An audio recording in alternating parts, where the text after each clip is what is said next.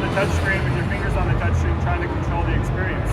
Here you've got that familiar experience you have with all your consoles. Right. And that's one thing I noticed when I picked it up too, because since this is my first time handling one, you pick up a lot of things like that, and if it's not a factory controller or something, you're kind of concerned, because I thought it was going to be a little lightweight thing. No, it's dense, it's solid, it fills your hand and feels good. It's a very premium build quality. We went for, let's build a really premium device that's going to give you the best possible Android gaming experience.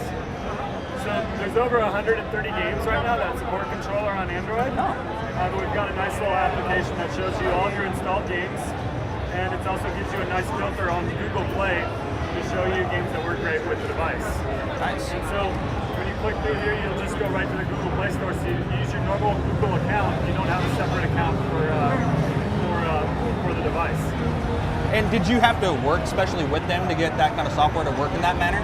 I mean, we definitely work closely with Google, but this is standard operating Jelly Bean operating system. So we just implemented that, and then we just put a nice little filter on it so you can find the games. Because discovery is a big issue on Google Play, trying to find games. So you have to sift through a lot of junk.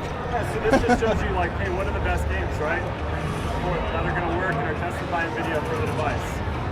So people can find a lot of great games, Sonic, Virtua Tennis, Grand Theft Auto, a lot of big games, but also a large number, over 130 games. It's also got a PC streaming capability where you can connect it to your home GeForce-based PC and stream PC games over your home Wi-Fi network to the device.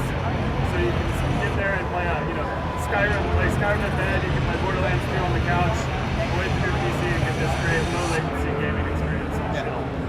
Another thing I kind of like you guys did, you not only focused on gaming, but you pulled it towards multimedia as well. And that's a very competitive market, because you're already working against tablets, laptops, even like Roku boxes and stuff. You can think about that to a degree. When you were looking at that feature to try and tie that together, what were the optimum kind of features that drew you to pulling into gaining that sector of the market? Yeah, absolutely. So, from an Android perspective, this is a built-in Android tablet that you have here in terms of all of your apps. A couple of things that we did is we put a very high-quality screen. It's a 720 retinal quality display with about 294 dpi. So really dense pixel quality, get a really clear and a great viewing angle too. From an audio perspective, we've got these, it's called a tuned port custom bass reflex audio system that just gives you really clear, full sounding audio. And the nice thing versus a lot of tablets is the speakers are facing towards you. So I use this as like a personal media player. It's like a built-in jam box. I can just take it around and set it down in my house. It's got a nice built-in stand and use it to play music. I love too when you're using it, you feel the sound. Yeah. And out of like a Vita does it to a degree, but it still feels rich and still sounds rich. Or like I said, a tablet that faces the other direction, you have to grab like a half a cup or something to get it to reflect back to you to get something quality out of it. So the other differentiating feature is maybe before our processor can actually output 4K video. So right here we're watching Assassin's Creed trailer in 4K on a 4K TV, driven by Shield. Nice.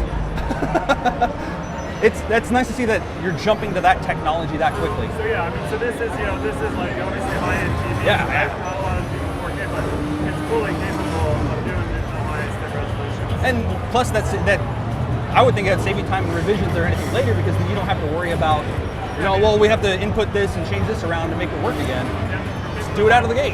People who want feature-proof device that's going to support the highest resolutions, that we can build a premium device with all the capabilities. How does it work in terms, since it's Android based? How do you combat the constant updating, jumping from generation to generation of Android?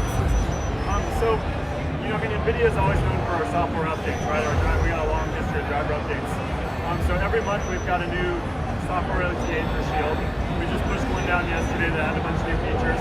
So as new versions of Android come out, we add support for that. And our target is about 8 weeks after it ships from Google to have the OTA on our device, which is pretty quick compared to a lot of devices in the market. So our sort of software mentality is we know our customers, our gamer customers want the latest software, they want the latest updates, and we want to get them as quick as possible. And have you had any big hurdles to jump over with that kind of transition?